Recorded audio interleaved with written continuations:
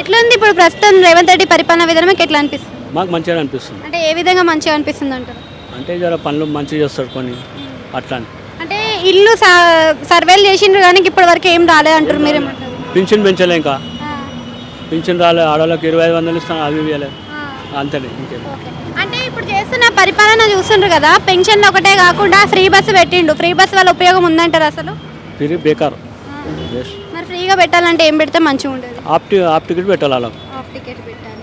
ఇప్పుడు రేవంత్ రెడ్డి పరిపాలన బాగుందా లేకపోతే కేసీఆర్ పరిపాలన బాగుందా అంటే ఏం చెప్తారు? ఇక కేసీఆర్ ఉంటుంది, కాంగ్రెస్ ఉంటుంది. రేవంత్ రెడ్డి పరిపాలన ఎట్లా అనిపిస్తుంది? మంచిగానే ఉంది. ఏం నచ్చింది నా పరిపాలన నీకు? బస్సులు ఫ్రీ అయినాయి కదా. అంటే ఆడవాళ్ళే వద్దు అంటారు కదా, సీట్లు దొరుకుతలేవు మాకు వద్దు ఎందుకు వద్దంటారు? ఏమన్నారు? ఏమంటారు? మంచిదే అంటారు.